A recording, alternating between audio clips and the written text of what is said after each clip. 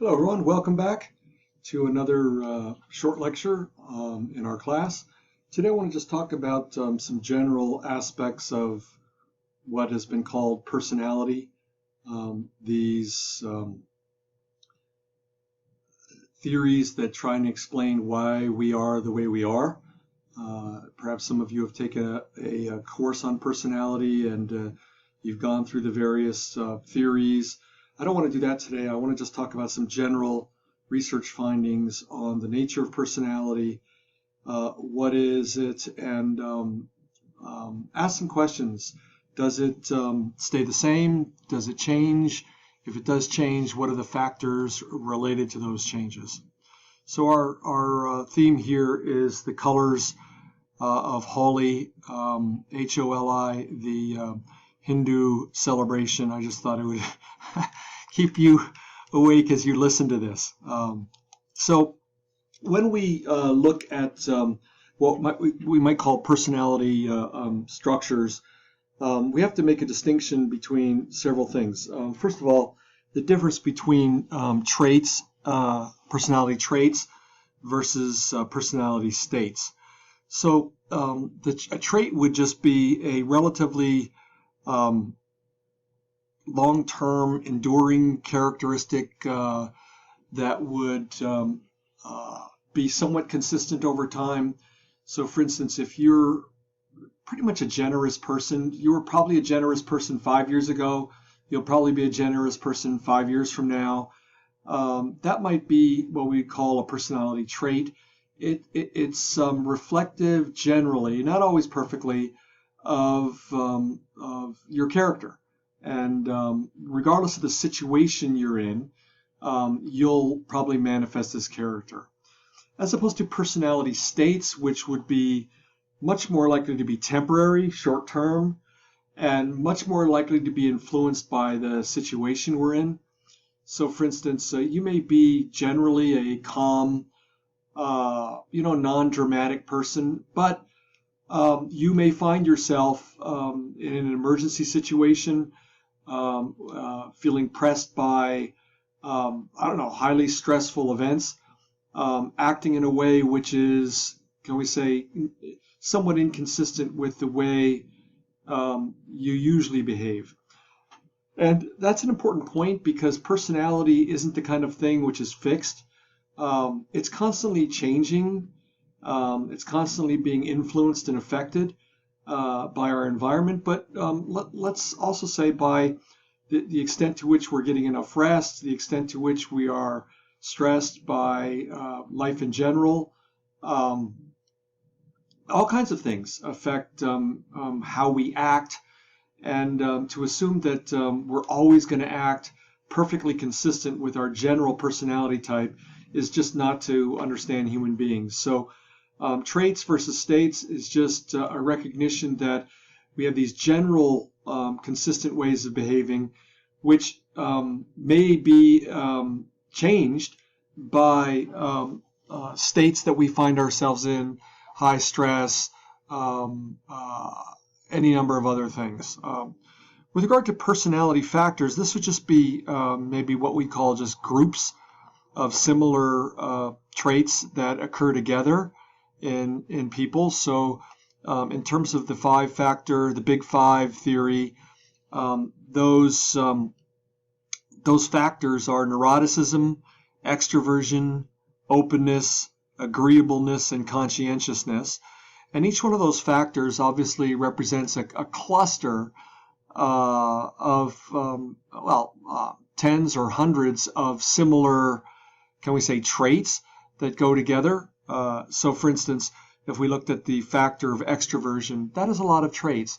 Extroversion certainly would be that you find it very easy to be in social situations. You're very confident in interacting with other people. You tend to get joy and energized by people and being around. You're and on and on and on it goes. So when we look at the five-factor model, it's simply looking at, if you will, the mega traits, the clusters of similar traits, and indeed how they do tend to go together. So if you think about the trait of neuroticism, that's a trait which has, you're more likely to have a short fuse. You're more likely to get dramatic. You're more likely to experience and act out negative emotion of a variety of kinds, or perhaps the opposite, not the opposite, but the other trait of agreeableness versus disagreeableness. Agreeable people, they don't have strong opinions about everything. That they're easy to get along with. They're flexible. They have all those traits which make them agreeable to hang out with. And again, there's a whole cluster of those.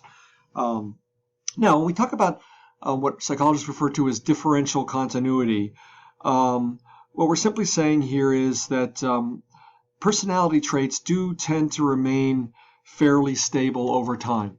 So we want to say that the big five, your big five traits, are probably going to be the same big five traits you have 10, 20, 30 years from now. But what does happen with this continuity of personality traits or factors is that we do change. Maybe not hugely, but so for instance, I may be a little less agreeable 10 years from now than I am now. Perhaps I may experience 10 years of highly stressful situations. Maybe I get sick. Maybe I lose my job. Maybe I experience any number of factors that may reduce my general agreeableness. I'm probably still more agreeable on average than other people, but the actual manifestation of these factors or these traits over time is going to wax and wane because it's going to be highly influenced by everything else going on generally in my life.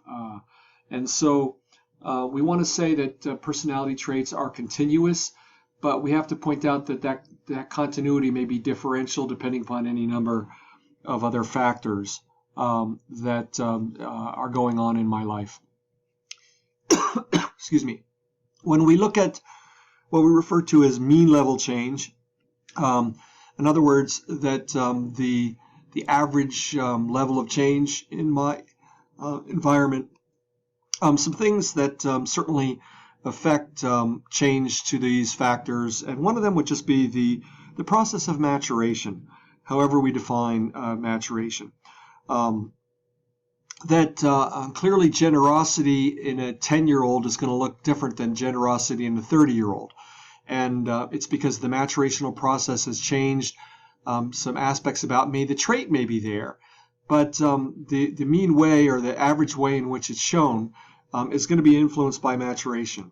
And there are factors that affect us over time in terms of maturation, physical factors, psychological factors, but those are going to affect us. The other thing we have to point out is that I may have certain traits or certain factors which are relatively continuous, but the cultural context I find myself in is again going to influence the extent to which those are shown and how those are shown. So one culture or subculture is going to emphasize the value of certain ways of behaving, whereas another culture or subculture is going to de-emphasize those. So to give you an obvious example, in certain, say, cultures, and I just think of Filipino culture, which is just so friendly. I have never been anywhere in the world in which just about everybody is as friendly as you can possibly imagine, as opposed to the Philippines. And so Philippine culture is going to put a high positive valence on friendliness. And so even people that have a, say, lower agreeableness score, in the Philippines, those people may still be more friendly on average than in other cultures which don't encourage friendliness, which encourage you to mind your own business and not smile and not go out of your way to be agreeable. So culture is the cultural processes that we are in the midst of or nested in are going to influence us. And then, quite frankly, over time, our personality is going to evolve and change. It's hard. It's hard not to see that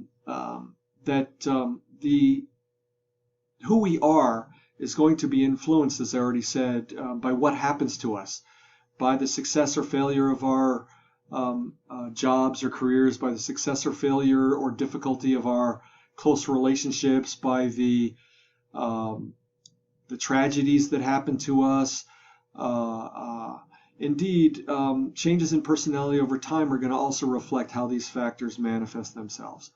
And indeed, intra-individual variability just speaks to the fact that we are complicated human beings, and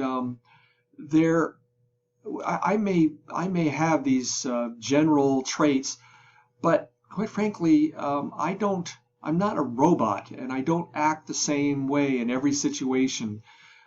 There's going to be some variability even within me. For instance, if I take agreeableness, sometimes maybe I'm just more friendly than other times, for any number of reasons. In addition, there may be things about, let's say I'm a kind of a disagreeable person, and I get that message. Maybe I take a personality test and I come out very, very high on disagreeableness, and I think to myself, well, you know what? I don't want to be that way. And so there are times where we intentionally set out to make changes. Now, we probably will never be naturally a really, really agreeable person, but I can learn to pay attention to maybe my behavior and seek to be more outgoing or more agreeable, or so we can change ourselves, and indeed we do. So all of these things make understanding of personality something that's kind of complicated, difficult, hard to get your hands around, because while we can say generally our personality remains continuous, we do have to point out that there are plenty of small and large variations that are going to introduce some discontinuous or factors, so that I don't look and act the same, even though I have and may score the same on a personality test, and that's kind of important. With regard to personality, continuity, change, and variability, to reiterate what I just said, is all three of these are true about us. We change, we're not the same all the time, and yet that there is a larger continuous background generalization we can make about most people. If you know somebody and they're kind, again, their kindness may look different, older, younger, winter, summer, day, night, but there is continuity in the factor. The change and variability of the details may indeed be true. Now, what do personality traits do? How do these traits and factors show up? Well, certainly we'd be naive to think that our personalities don't interact our social relationships with others. Indeed, when you are interacting with other people, almost never do you not consider how this person responds to you. If a particular person you knows often is very, very difficult to be with, that is going to affect your relationship with them. And I don't know about you, but I enjoy being around agreeable, open people more than closed down, disagreeable people.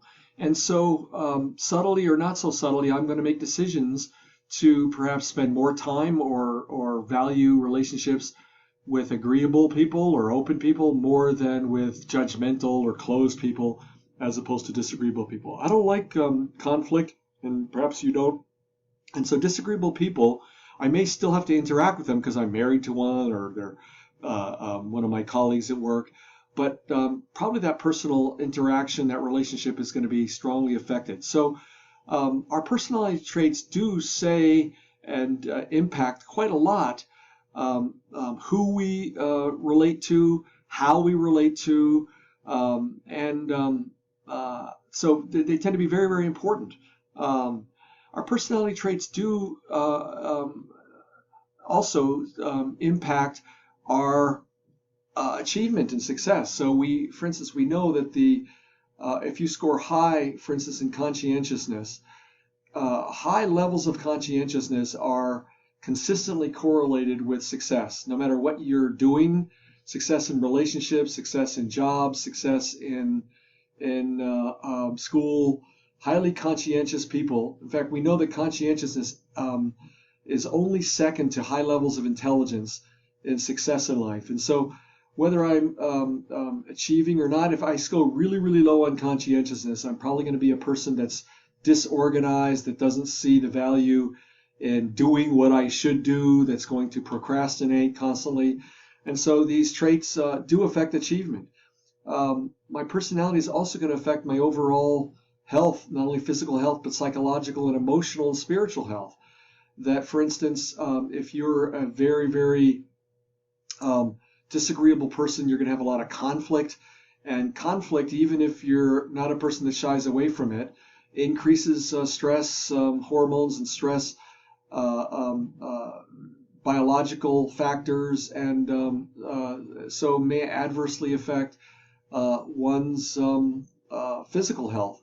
So clearly, if you're an easygoing, open, and agreeable person, you're just going to be less stressed generally. And that stress is going to show up with less physical ailments. We know that high levels of stress are associated with higher levels of not only getting colds and the flu and COVID or whatever else, but show up in long-term factors like stroke and cancer and heart disease. So personality is kind of important. It's kind of a pretty interesting factors. And again, here we know that I mentioned conscientiousness is negatively correlated with all kinds of health-related factors. If I'm a high conscientious person, in other words, I tend to be very much focused on doing what I'm supposed to do. Well, you can imagine that if I do what I'm supposed to do, I eat right and I do this and I do that, and I'm very conscientious in terms of duty, I'm much less likely to engage in activities and behaviors, i.e. not what I'm supposed to do. And you know that drinking too much and driving, very recklessly, using drugs, eating junk food, these all represent things I'm not supposed to do. And so again, if you engage in those activities regularly, you are certainly likely to increase the chances of adverse effects on you. So it's a cool illustration to show that my personality shows up in just about everything I do. Now, we do have to point out that personality is not just what happens to me in terms of nurture, but we do inherit a certain level of predisposition in terms of personality. So we know, for instance, that what we call temperament, this is the personality that babies are born with, that some of us are just born happy. Or can I put it this way, born happier than other people. There are some babies that just seem to come into life ticked off at everybody, and they're crying and screaming and yelling. So your parents' personality is likely to affect your personality. And while that temperament that you inherit biologically, genetically from your parents may be shaped and affected by your environment. So for instance, you may have inherited a highly agreeable personality type, but if your childhood environment is constantly stressful and you're abused and you're neglected and well, you're not going to stay as agreeable as you would as if you were born into a situation in which you are loved and nurtured and cared for by close people in your life. So we don't want to say that personality is genetic, but we have to say that we do come we are born, to quote Lady Gaga, a particular way, personality type, and our personality is going to be shaped by environment, but we don't neglect the genetic part. Clearly, we'd be fools to say that our environment doesn't influence our personality. It absolutely does. The people that the important people in our lives that shape us, to the extent to which they're kind and encouraging and thoughtful as opposed to neglectful and mean and abusive, is absolutely going to shape our personalities.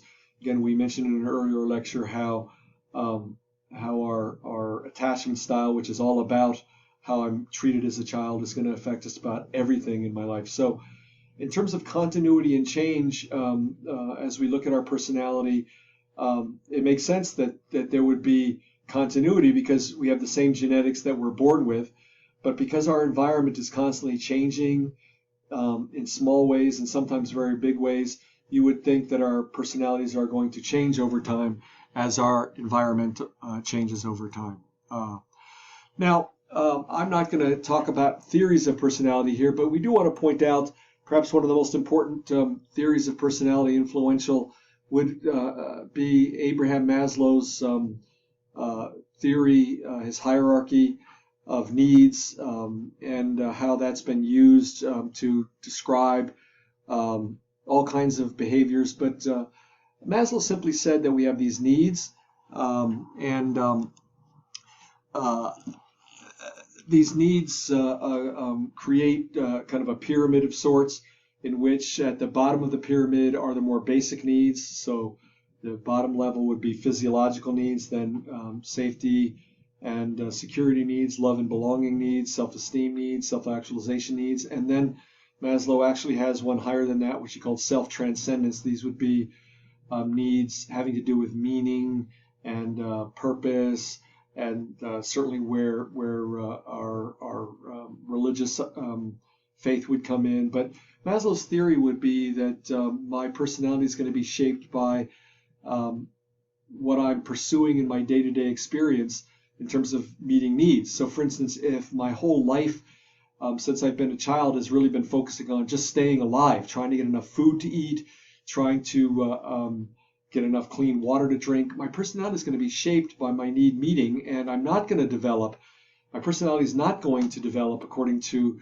who loves me and the self-esteem I get from doing well at being a good college professor or whatever it is. So Maslow's hierarchy of needs, I think, is rightly popular because it does say that regardless of my genetic inheritance on my personality, the day-to-day pursuit of trying to meet the needs that every living organism has to meet is going to shape how that shows up.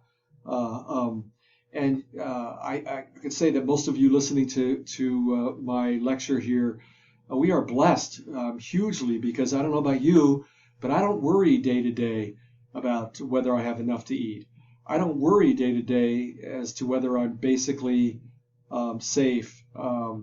Now, I do have locks on my doors, and I do, have keys, and I do avoid people that I think may harm me and hurt me, or I avoid exposure to people I find not trustworthy. I think I am loved, and I do feel a sense of belonging in terms of church and family and significant others and so on and so forth. So I think most of us are relatively blessed, but those things are not constant. You may feel loved at some point and then feel neglected and rejected. We can never say that we'll, all of us can assume that we'll have plenty of food to eat. Perhaps as you're listening to this, you have experienced this COVID-19 change in which people are running around trying to find enough toilet paper. So who knows? Life changes and environment changes. The Roman Empire seemed very secure at one point and collapsed completely. So our personalities are going to be affected by not only environment, but of course by how we are shaped by the environments providing either easily or with difficult my basic needs. Thank you for listening to this. You have a lot more to read in your textbook, and I hope it's provided a general overview. Thank you.